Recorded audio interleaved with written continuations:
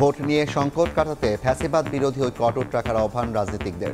ষড়যন্ত্রকারীদের নাম প্রকাশের আহ্বান। নাহিদ ইসলামকে আমি আবারও বলতে চাই, চক্রান্তকারীদের নাম যদি আপনি প্রকাশ না করেন তাহলে এই গণঅভ্যুত্থান যদি ব্যর্থ হয়ে যায় তার দায় আপনাকে নিতে হবে। যেসব উপদেষ্টার কারণে সরকারের নিরপেক্ষতা প্রশ্নবিদ্ধ তাদেরকে অব্যাহতি দেন। যারা নির্বাচন বিলম্বিত করতে চায় বিভিন্ন কায়দা কানুনের মধ্য দিয়ে, সেটাই হচ্ছে চ্যালেঞ্জ। দেখছিলেন প্রধান শিরোনাম, রাতের সময় সঙ্গে আছি আমি জাফর সাদিক। এবার অন্যান্য শীর্ষ সংবাদ। এআই ব্যবহার নিয়ন্ত্রণ করা না গেলে সুষ্ঠু নির্বাচন নিয়ে শঙ্কা, অবাধে দায়িত্ব পালনের নিশ্চয়তা চান সাংবাদিকরা। স্বচ্ছ ভোট করতে গণমাধ্যমকে সহযোগিতার আহ্বান সিইসির।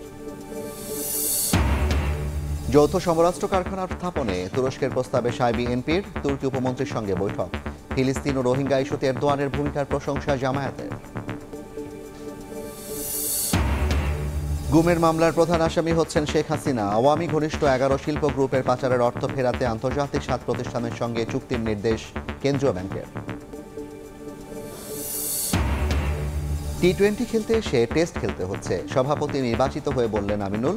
নতুনদের সঙ্গে কাজ করা চ্যালেঞ্জিং হলেও সবাইকে নিয়ে ক্রিকেট এগিয়ে নেওয়ার প্রত্যয়।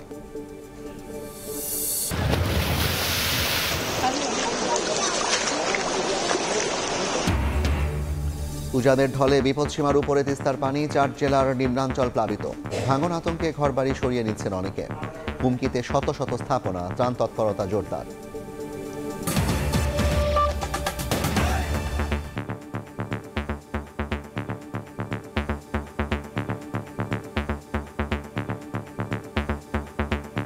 স্টুডিওতে আছেন সহকর্মী মুরসালিন হক জুনায়েদ, যাচ্ছি তার কাছে। জুনায়েদ, আপনাকে স্বাগত জানাচ্ছি। তারেক রহমান বিগত 17 বছর ধরে দেশের বাইরে আছেন। তিনি শুরুর দিকে মাঝে মাঝে গণমাধ্যমে কথা বলতে বলতে তার কথা প্রচার করা হতো। এরপর আমরা দেখলাম আওয়ামী লীগ আমলের একটা সময় এসে তার কথা প্রচারে গণমাধ্যমে নিষেধাজ্ঞা দেওয়া হলো হাইকোর্টের মাধ্যমে। তারপর গণমাধ্যম আবার 5 আগস্টের পর থেকে তার বক্তব্য প্রচার করছে, কিন্তু কোনো গণমাধ্যমে এককভাবে সরাসরি সাক্ষাৎকার তিনি প্রথমবারের মতো দিলেন। এই সাক্ষাৎকারটা কতটা গুরুত্বপূর্ণ, সেখানে তিনি কি বলেছেন?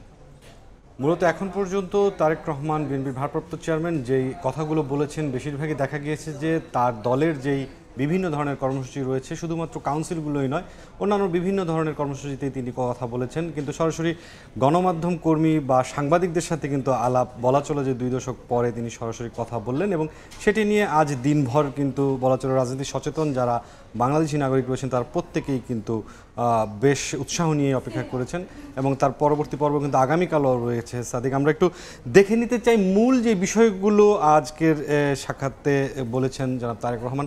প্রথম বিষয়টি হচ্ছে জাফর, তিনি বলছেন যে শিগগিরই দেশে ফিরে তিনি নির্বাচনে লড়বেন।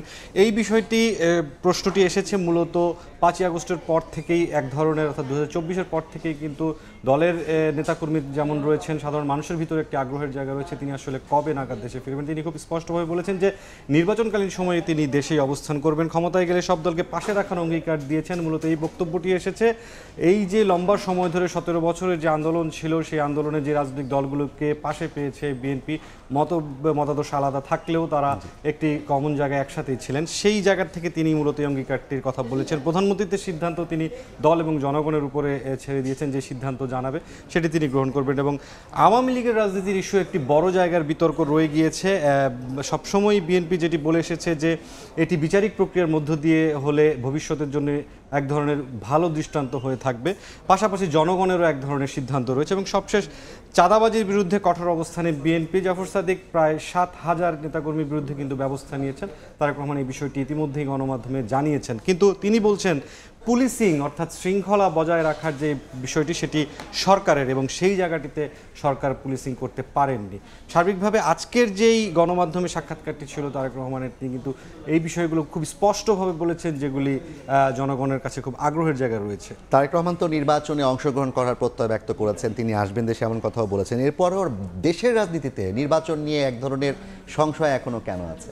এখন পর্যন্ত যে সংশয়গুলো রয়েছে জাফর সাদিক, সেটি হচ্ছে যে বলা চলে এক ধরনের রাজনৈতিক খেলার দর কষাকষির যে বিষয়টি রয়েছে নির্বাচনে, সেই জায়গাগুলো থেকে রাজনৈতিক দলগুলো তার নিজেদের যে আগ্রহের জায়গাগুলো সেগুলো আসলে বেছে নিতে চায়। এই বিষয়ে আজকের যে দৈনিক কর্মসূচিগুলো থাকে সেখানে একটি প্রতিবেদন রয়েছে আমাদের কাছে।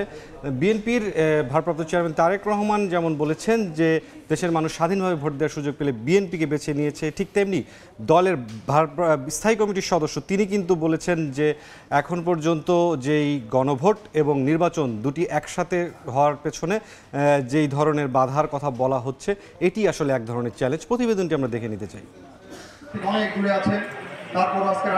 একটি বেসরকারি গণমাধ্যমে শেষ বয়সে বিএনপির ভারপ্রাপ্ত চেয়ারম্যান তারেক রহমানের সঙ্গে সাক্ষাতের আকাঙ্ক্ষা জানান পিরোজপুরের বর্ষিয়ান ও নির্যাতনে পঙ্গু নেতা মোতালেব আকন। আমরা বিএনপি পরিবার সংগঠনের মাধ্যমে ভার্চুয়ালি সেই সাক্ষাৎ হয় সোমবার বিকেলে। এ সময় বিএনপির ভারপ্রাপ্ত চেয়ারম্যান বলেন, বিএনপির রাজনৈতিক শক্তি আর অনুপ্রেরণার উৎস দেশের জনগণ। আমাদের মূল শক্তি রাজনীতিতে এই দেশের জনগণ। কাজে আমাদের অনুপ্রেরণা যদি হয়ে থাকে সেটি হচ্ছে বাংলাদেশের জনগণ হচ্ছে আমাদের অনুপ্রেরণা। এদেশের মানুষ যতবার সুযোগ পেয়েছে স্বাধীনভাবে ভোট দেবার, তারা বিএনপির পক্ষেই রায় দিয়েছে। কাজে এটাই প্রমাণ করে যে এই বাংলাদেশের মানুষই হচ্ছে বিএনপির আস্থার প্রতীক। এদিন জাতীয় প্রেস ক্লাবে গুণমান সম্পন্ন ও গ্রহণযোগ্য নির্বাচনের চ্যালেঞ্জ ও সম্ভাবনা শীর্ষক এক আলোচনার আয়োজন করে নাগরিক যুব ঐক্য, যেখানে যোগ দিয়ে একই সঙ্গে সংসদ নির্বাচন ও সংস্কার ইস্যুতে গণভোট আয়োজন নিয়ে যারা জটিলতা তৈরি করতে চান তাদের শুভ বুদ্ধি উদয়ের প্রত্যাশা করেন বিএনপি স্থায়ী কমিটির সদস্য সালাউদ্দিন আহমদ। বলেন, ফ্যাসিবাদ বিরোধী ঐক্য অটুট রাখলে নির্বাচন নিয়ে কোনো সংকট থাকবে না। এখনো আবার সেই আগের জায়গায় আগে গণভোট হতে হবে, কনস্টিটিউশন অর্ডার করতে হবে, এগুলো আমাদের মনে হয় পরিহার করা উচিত। এগুলোই হচ্ছে মূল চ্যালেঞ্জ। নির্বাচনটা চ্যালেঞ্জ না। যারা নির্বাচন বিলম্বিত করতে চায় বিভিন্ন কায়দা কানুনের মধ্য দিয়ে, সেটাই হচ্ছে চ্যালেঞ্জ। আলোচনায় গণ অধিকার পরিষদের সম্পাদক রাশেদ খান নির্বাচন নিয়ে ষড়যন্ত্রকারীদের নাম প্রকাশের অনুরোধ করেন। আজকে নাহিদ ইসলামকে আমি আবারও বলতে চাই যে গাদ্দার উপদেষ্টাদের কথা আপনি বলছেন, অনতিবিলম্বে তাদের নাম জাতির সামনে আপনাকে প্রকাশ করতে হবে। একই প্রসঙ্গে ব্যর্থদের চিহ্নিত করে এক সপ্তাহের মধ্যে অপসারণ এবং এনসিপি আহ্বায়ক নাহিদ ইসলামের বক্তব্যের প্রেক্ষিতে সরকারের জবাবদিহিতা চান বিপ্লবী ওয়ার্কার্স পার্টির সাধারণ সম্পাদক সাইফুল হক। আগামী 7 দিনের মধ্যে যেসব উপদেষ্টার কারণে সরকারের নিরপেক্ষতা প্রশ্নবিদ্ধ তাদেরকে অনুরোধ করা অব্যাহতি নেবার জন্য। অন্তর্বর্তীকালীন সরকার দায়িত্ব নেওয়ার পর লম্বা সময়ে পুলিশের ব্যাপারে যত্ন না নেওয়ার অভিযোগ করেন নাগরিক ঐক্যের সভাপতি মাহমুদুর রহমান মান্না। আমরা জাতির ওই চোখ দিয়ে ভবিষ্যৎকে দেখতে চাচ্ছি। মুরসালিন হক জুনায়েদ, সময় সংবাদ, ঢাকা। প্রতিবেদনটি দেখে নিলাম। জাফর সাদিক, যে বিষয়টি এখানে আলোচনা হচ্ছিল মূলত এই আলোচনা সভাটি ছিল গ্রহণযোগ্য যে নির্বাচন তার চ্যালেঞ্জ এবং সম্ভাবনার বিষয়টি। মূলত এই আলোচনাকে ছাপিয়ে যেটি হয়েছে যে জাতীয় নাগরিক পার্টি এনসিপির আহ্বায়ক নাহিদ ইসলাম সম্প্রতি গণমাধ্যমে বক্তব্য দিয়েছেন এবং সেই বক্তব্যে তিনি উপদেষ্টাদের ব্যাপক সমালোচনা করেছেন। সেই সমালোচনার প্রেক্ষিতে বিভিন্ন রাজনৈতিক দল এই মন্তব্যগুলো করেছেন। সেই মন্তব্যগুলো আমরা একটু দেখতে চাই। গণ অধিকার পরিষদের সাধারণ সম্পাদক রাশেদ খান যে বিষয়টি বলেছেন যে নাহিদ ইসলাম যেভাবে উপদেষ্টাদের কথা বলছেন সেই উপদেষ্টারা আখের গুছিয়ে নিয়েছেন, এই ধরনের মন্তব্য নাহিদ ইসলামের সেই বক্তব্য কিন্তু এসেছে। তার প্রেক্ষিতে রাশেদ খান শঙ্কা জানিয়েছেন যে নির্বাচন নিয়ে ষড়যন্ত্রে উপদেষ্টারাও যুক্ত থাকতে পারেন, সেক্ষেত্রে গাদ্দার উপদেষ্টাদের নাম প্রকাশের জন্য নাহিদ ইসলামের প্রতি তিনি আহ্বান জানিয়েছেন। অন্যথায় যদি এই নির্বাচন ব্যাহত হয়ে গণ অভ্যুত্থান ব্যর্থ হয় তাহলে নাহিদ ইসলামকে দায় নিতে হবে বলেও কিন্তু রাশেদ খান সতর্ক করেছেন। পাশাপাশি সাইফুল হক ওই বক্তব্যের সূত্র ধরেই বলেছেন যে নাহিদ ইসলাম যে বক্তব্যগুলো বলেছেন তার একটি জবাব অবশ্যই সরকারের পক্ষ থেকে দিতে হবে এবং যদি কোনো উপদেষ্টার কারণে অন্তর্বর্তীকালীন সরকারের নিরপেক্ষতা বা যে কোনো অবস্থান প্রশ্নবিদ্ধ হয় সেই উপদেষ্টাদের অপসারণের দাবিও জানিয়েছেন বিপ্লবী ওয়ার্কার্স পার্টির সাইফুল হক। পাশাপাশি সালাউদ্দিন আহমেদ, বিএনপি স্থায়ী কমিটির সদস্য, তিনি যেই বিষয়টি বলেছেন যে এখন পর্যন্ত নির্বাচন এবং সংস্কার ইস্যুতে যে গণভোট এই নিয়ে এক ধরনের পক্ষে বিপক্ষে মতামত রাজনৈতিক দলগুলোর মধ্যে রয়েছে, তাদের অবস্থান রয়েছে এবং সেই বিভক্তির মধ্যে দিয়ে যেন কোনো ধরনের ফ্যাসিবাদের পুনরুত্থান না ঘটে সেই জায়গাটিকেই তিনি মূলত দৃষ্টি আকর্ষণ করে বলেছেন যে ঐক্য থাকলে মূলত নির্বাচন এবং সংস্কার ইস্যুতে গণভোটে কোনো সংকট হবে না। সার্বিকভাবে যে বিষয়টি সেটি আজ সারাদিন দেখা গিয়েছে যে সবাই নির্বাচনমুখী এবং নির্বাচনের পথে যেতে যে কোনো ধরনের ঐক্যমত যেভাবেই সম্ভব হয় সকলেই সেটি গঠন করতে চান। অনেক ধন্যবাদ মোরসালিন হক জুনায়েদ। আমাদের সঙ্গে যুক্ত হয়েছিলেন সহকর্মী মোরসালিন হক জুনায়েদ, জানাচ্ছিলেন তারেক রহমানের বক্তব্যের পরিপ্রেক্ষিতে পরবর্তী পরিস্থিতি এবং একই সাথে আজকে সারাদিনের রাজনীতিতে তাদের যে বক্তব্য তার বিশ্লেষণ। এআই ব্যবহার নিয়ন্ত্রণ করা না গেলে সুষ্ঠু নির্বাচনের শঙ্কা গণমাধ্যম প্রতিনিধিদের। ইসির সংলাপে ভোটে সাংবাদিকদের অবাধে দায়িত্ব পালন, নিরাপত্তা নিশ্চিত করা সহ তুলে ধরলেন নানা সুপারিশ। আর আয়নার মতো স্বচ্ছ নির্বাচন আয়োজনের গণমাধ্যমকে ইসির পার্টনার বানাতে চান সিইসি। সুশীল সমাজ ও শিক্ষক প্রতিনিধিদের পর এবার নির্বাচন কমিশনের সংলাপে গণমাধ্যম কর্মীরা। সোমবার সকালে ইলেকট্রনিক মিডিয়ার প্রতিনিধিদের সংলাপে ৩০ জনকে আমন্ত্রণ জানালেও অংশ নেয়নি ১১ জন। নির্বাচনে গণমাধ্যম কর্মীদের নিরাপত্তা নিশ্চিতের দাবি জানান সাংবাদিকরা। ভোটে জনগণের আস্থা ফেরাতে দৃশ্যমান পদক্ষেপ নেওয়ার পাশাপাশি এআই ব্যবহার করে গুজব ঠেকাতে ব্যবস্থা নেওয়ার তাগিদ দেন তারা। সামাজিক যোগাযোগ মাধ্যমে প্রোপাগান্ডা বা মিথ্যা অপপ্রচার বা প্রচারণা, তথ্যগত বিভ্রান্তি বা গুজব তৈরি হলে সাথে সাথে কমিশনকে সেই বিষয়ে ব্যবস্থা নিতে হবে। অংশগ্রহণমূলক একটা নির্বাচন করবার জন্য আপনাকে বৃত্তের বাইরে গিয়ে চিন্তা করতে হবে। নির্বাচন কমিশনের এখন দায়িত্ব হবে যে মানুষের এই কনফিডেন্সটাকে আসলে ফিরিয়ে আনা। নির্বাচন কমিশনার আবুল ফজল মোহাম্মদ সানাউল্লাহ বলেন, আইনশৃঙ্খলা প্রশাসন সহ সব প্রতিষ্ঠান ভাবমূর্তি সংকটে আছে। সুন্দর নির্বাচন করতে সম্মিলিত উদ্যোগের বিকল্প নেই। সোশ্যাল মিডিয়ার ব্যবহার, মিসইনফরমেশন, ডিসইনফরমেশন এবং কৃত্রিম বুদ্ধিমত্তার অপপ্রয়োগ সবারই কমন কনসার্ন এটা এখন। সংলাপের দ্বিতীয় পর্বে অংশ নেন প্রিন্ট মিডিয়ার প্রতিনিধিরা। আমন্ত্রিত ৪০ জনের মধ্যে অংশ নেন ২৯ জন। গণমাধ্যম ভোটে প্রতিবন্ধকতা সৃষ্টি করে না উল্লেখ করে ইসিকে দেন নানা পরামর্শ।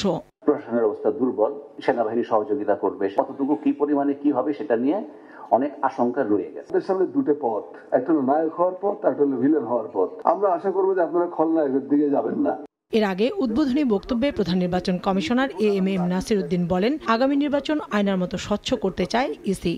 আমরা ত্রয়োদশ নির্বাচন সুষ্ঠু, সুন্দর এবং অবাধ করার লক্ষ্যে এবং একটা লেভেল প্লেইং ফিল্ড নিশ্চিত করার জন্য আমরা অনেকগুলো কাজ করে ফেলেছি। আয়নার মতো পরিষ্কার করে এই ইলেকশনটা করতে চাই। মঙ্গলবার ইসির সংলাপে আমন্ত্রণ জানানো হয়েছে নির্বাচন বিশেষজ্ঞ ও নারী নেত্রীদের। কাউসার চৌধুরী কুমু, সময় সংবাদ, ঢাকা। যৌথ সমরাস্ত্র কারখানা স্থাপনে তুরস্কের প্রস্তাবে সহযোগিতা অব্যাহত রাখবে বিএনপি। ঢাকা সফররত দেশটির উপপররাষ্ট্রমন্ত্রীর সঙ্গে বৈঠক শেষে দলের নেতারা আরও জানান, নির্বাচন পরবর্তী সরকারের সঙ্গে সম্পর্ক জোরদারে আগ্রহ প্রকাশ করেছে আঙ্কারা। বেরিস একিনচির সঙ্গে বৈঠকে জামায়াত ইসলামী জানায়, সংস্কারে সব দল একমত হলে সুষ্ঠু নির্বাচন সম্ভব। 2 দিনের সফরে ঢাকায় এসেই ব্যস্ত সময় কাটিয়েছেন তুরস্কের উপপররাষ্ট্রমন্ত্রী বেরিস একিনচি। বৈঠক করেন বিভিন্ন রাজনৈতিক দলের সঙ্গে। সোমবার দুপুরে গুলশানে বিএনপি চেয়ারপারসনের রাজনৈতিক কার্যালয়ে দলটির শীর্ষ নেতাদের সঙ্গে বৈঠক করেন তুরস্কের উপপররাষ্ট্রমন্ত্রী। বৈঠক শেষে ব্রিফিংয়ে নেতারা জানান, যৌথ সমরাস্ত্র কারখানা স্থাপন নিয়ে অন্তর্বর্তী সরকারকে দেয়া তুরস্কের প্রস্তাবে সহযোগিতা অব্যাহত রাখবে বিএনপি। নির্বাচন পরবর্তী সরকারের সঙ্গে সম্পর্ক বাড়ানোর বিষয়েও আগ্রহ জানিয়েছে আঙ্কারা। দুই দেশের মধ্যে ট্রেড, ইনভেস্টমেন্ট, বিনিয়োগ বাড়ানোর ক্ষেত্রে আলোচনা আসছে এবং তার কি আগ্রহ প্রকাশ করেছে আরো অধিকতর বিনিয়োগের জন্য। নির্বাচন নিয়ে আলোচনা হয়েছে এবং সবাই নির্বাচনের অপেক্ষায় আছে। টার্কিও সবার মতো অতি সত্বর নির্বাচনের মাধ্যমে নতুন সরকার আসলে নতুন সরকারের সাথে কাজ করার জন্য উদ্গ্রীব। টার্কিশ গভর্নমেন্ট বাংলাদেশের সাথে ডিফেন্স সেক্টরে যে কোঅপারেশনটা আছে সেটা উপলব্ধ থাকে এবং তারা একটা জয়েন্ট ডিফেন্স ইন্ডাস্ট্রি সেট আপের জন্য বাংলাদেশ সরকারের সাথে আলাপ আলোচনায় আছে। তো সেই বিষয়ে আমরা আমাদের কোঅপারেশন অব্যাহত থাকবে, সেটা আমরা আমাদের পক্ষে বলেছি। বিকেলে বসুন্ধরা আবাসিক এলাকায় জামাতে ইসলামের আমিরের সঙ্গে বৈঠক করেন বেরিস একিনচি। পরে দলটির সেক্রেটারি জেনারেল মিয়া গোলাম পরোয়ার বলেন, সংস্কারের বিষয়ে সব দল একমত হলে ফেব্রুয়ারিতে সুষ্ঠু নির্বাচন সম্ভব বলে তুরস্কের উপমন্ত্রীকে জানানো হয়েছে। সংস্কার ইস্যুতে মতৈক্যের যে একটা সম্ভাবনা দেখা দিয়েছে, যদি সকল রাজনৈতিক দল এবং স্টেক হোল্ডাররা একটা ঐক্যমতে পৌঁছানো সম্ভব হয়, তাহলে ফেব্রুয়ারির যে টাইম লাইন সেখানে একটা নির্বাচন, একটা ক্রেডিবল একটা ফ্রি ফেয়ার ইলেকশন হওয়া সম্ভব।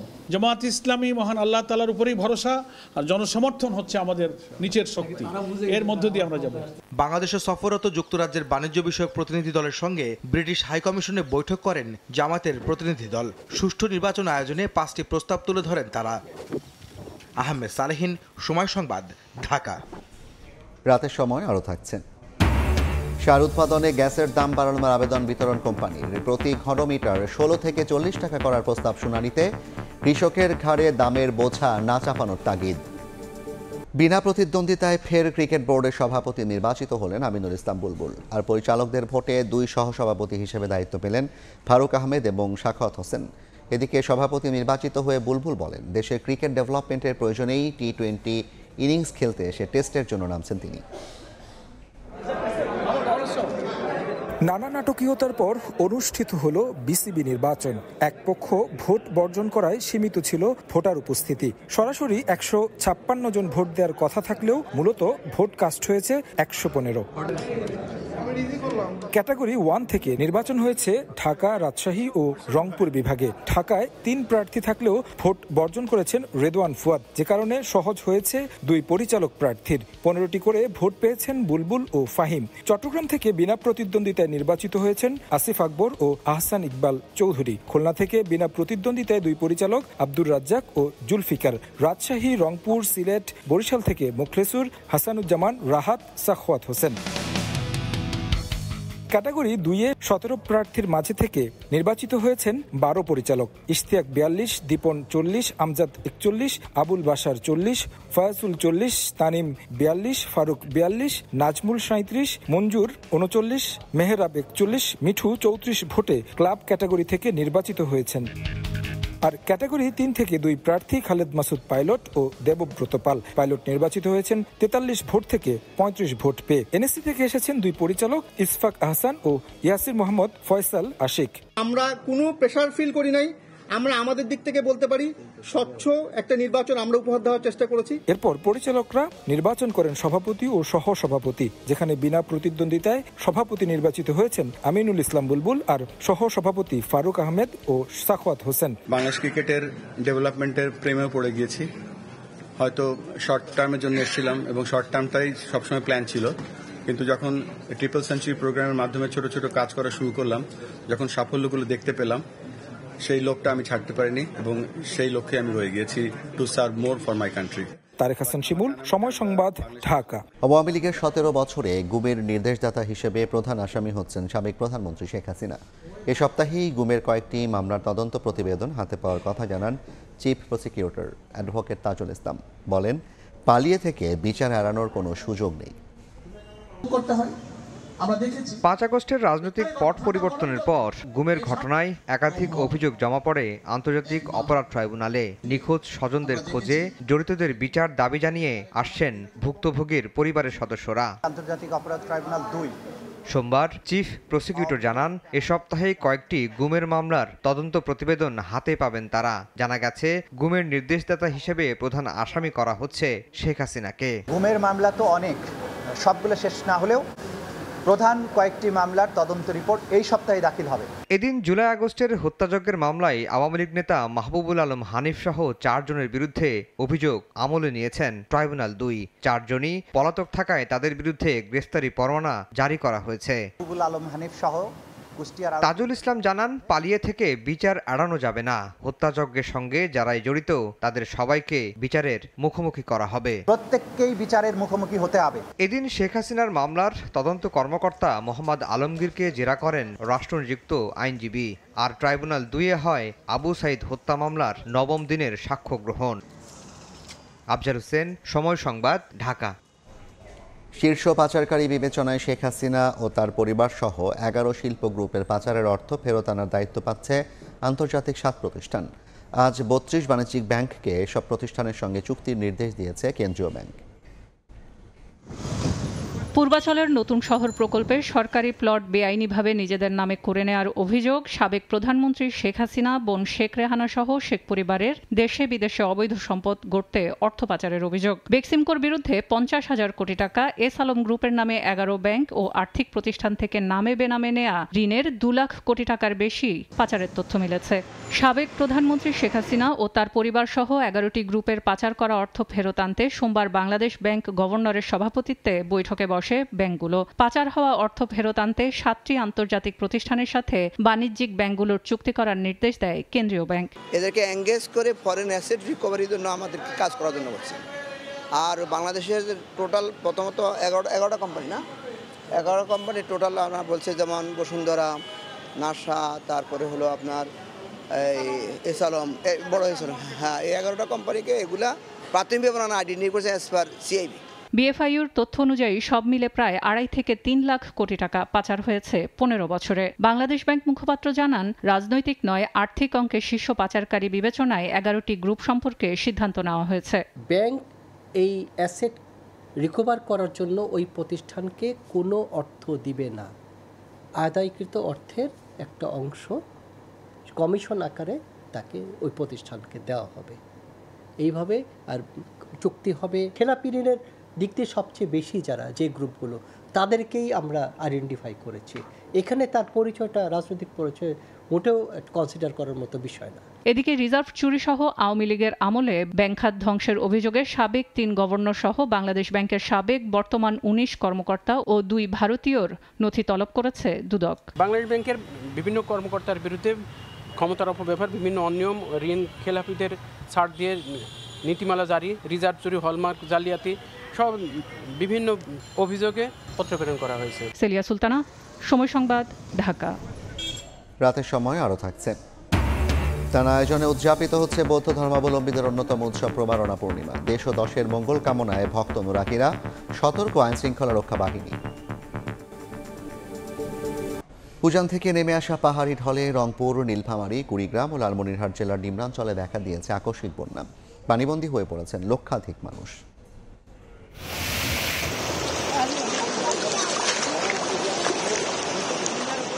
ভাঙছে তীর, তীব্র স্রোত, পানির নিচে কাঁচা পাকা রাস্তা, কৃষিজমি, বাড়িঘর, বিদ্যালয় আর বাজার তলিয়ে গেছে সবই। পানি বাড়ার সঙ্গে সঙ্গে প্লাবিত হচ্ছে নতুন নতুন এলাকা। সোমবার সকাল থেকে লালমনিরহাটের ডালিয়া পয়েন্টে বিপদসীমার 10 সেন্টিমিটার ওপর দিয়ে বইছে তিস্তার পানি। ফলে তিস্তা ব্যারাজ এলাকার ফ্লাড বাইপাস, বন্যা নিয়ন্ত্রণ বাঁধ, ঘরবাড়ি ও সরকারি বেসরকারি স্থাপনা এখন হুমকির মুখে। বেড়া করা, চলাফেরা, রাস্তাঘাটের অনেক সমস্যা। রাস্তাগুলো এবারের জন্য আমাদের অনেকটাই নষ্ট হয়ে গেছে। বন্যার পূর্বাভাসে ঝুঁকিপূর্ণ এলাকা থেকে মানুষ সরিয়ে নেওয়ার পাশাপাশি ত্রাণ ও উদ্ধার তৎপরতা জোরদার করেছে প্রশাসন। যারা পানিবন্দী তাদের তালিকা তৈরি করা হচ্ছে এবং প্রশাসনের পক্ষ থেকে আমাদের পর্যাপ্ত ত্রাণের ব্যবস্থা আছে এবং আশ্রয়কেন্দ্র আছে, যদি প্রয়োজন হয় আমরা তাদেরকে আশ্রয়কেন্দ্রে নিয়ে যাব।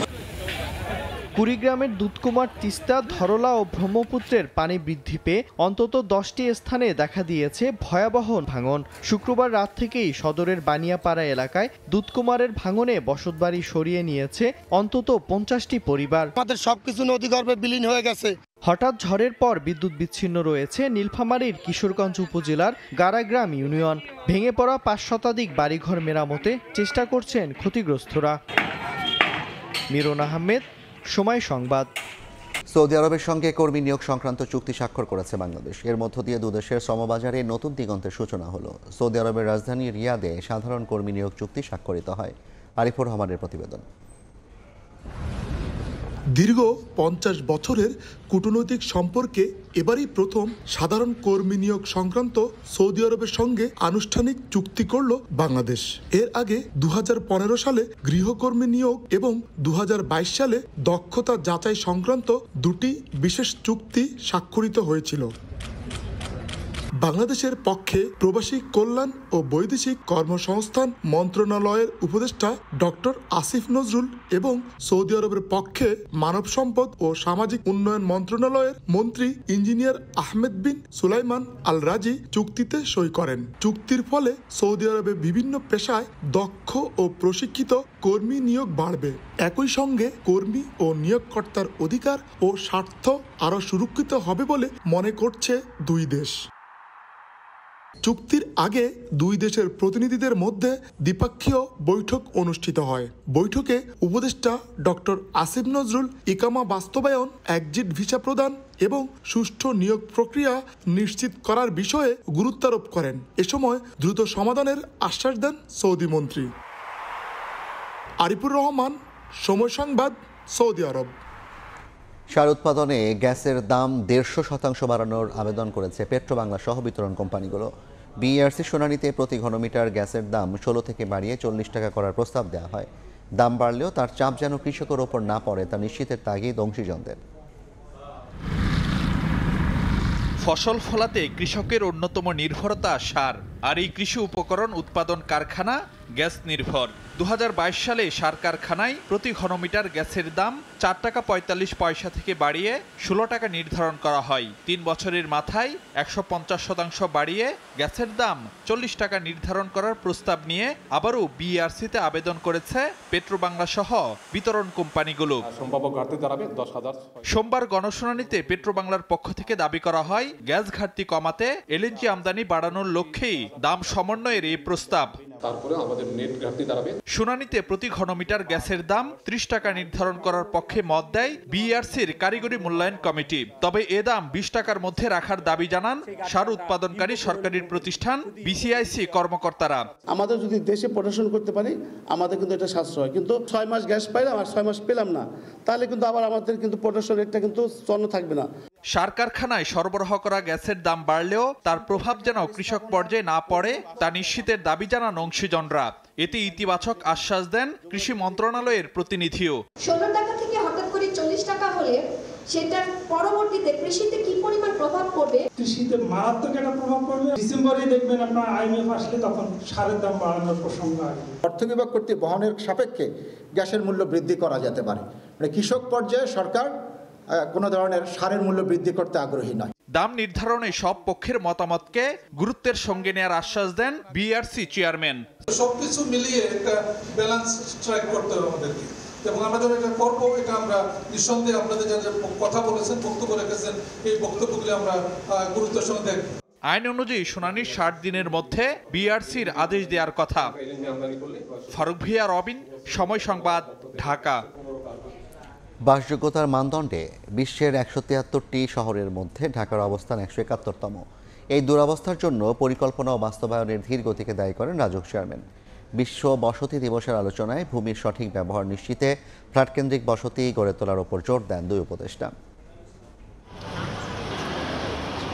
একদিকে উঁচু দালানের সারি, অন্যদিকে বস্তির খুপড়ি ঘর। মাথা গুঁজতে রাজধানীর বুকে এক টুকরো জায়গার জন্য নিত্যদিনের লড়াই লাখো মানুষের। বসতি, নিরাপত্তা ও পরিচয় নিশ্চিত করলেও বস্তিবাসীর অভিজ্ঞতা উল্টো।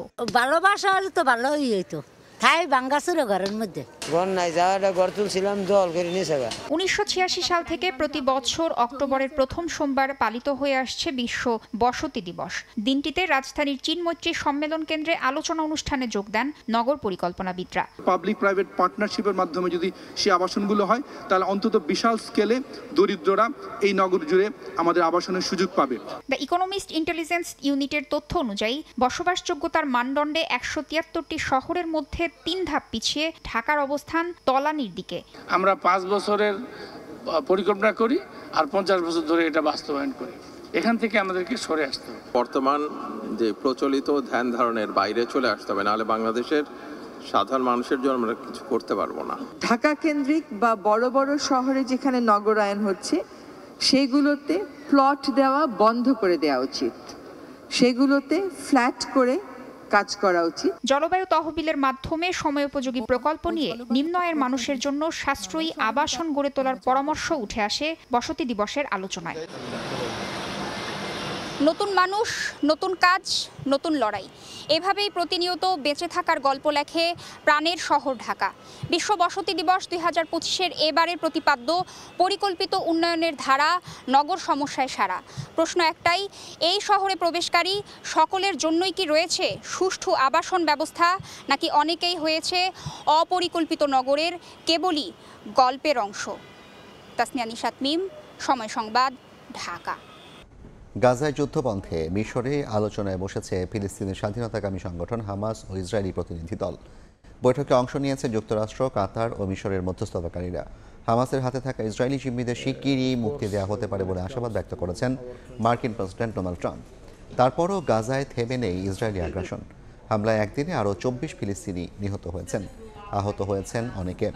এদিকে গাজা অভিমুখী ত্রাণবাহী নৌবহর গ্লোবাল সুমুদ ফ্লোটিলা থেকে আটককৃতদের মধ্যে গ্রেটা থুনবার্গ সহ 170 জন অধিকার কর্মীকে ফেরত পাঠিয়েছে ইসরায়েল। চট্টগ্রামে উৎসবমুখর পরিবেশে উদযাপন হচ্ছে বৌদ্ধ ধর্মাবলম্বীদের অন্যতম উৎসব প্রবারণা পূর্ণিমা। রাতে নগরীর নন্দনকাননে ভানু সরিয়ে উদ্বোধন করেন বিএনপির স্থায়ী কমিটির সদস্য আমির খসরু মাহমুদ চৌধুরী। প্রদীপের আলোয় উজ্জ্বল হয় আকাশ। ভানু সরিয়ে প্রবারণা পূর্ণিমা উদযাপন করেন বৌদ্ধ ধর্মাবলম্বীরা। নাচে গানে উৎসব হয়ে ওঠে আরও মধুর।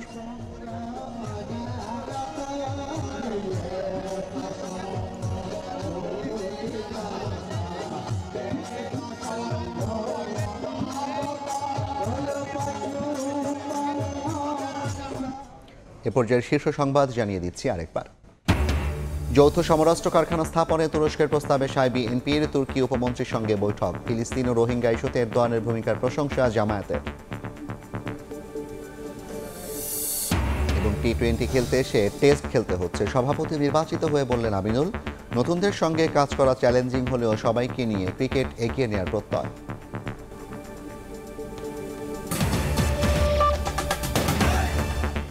এই ছিল রাতের সময়। এরপর দেখবেন সম্পাদকীয়। সঙ্গে থাকুন সময়।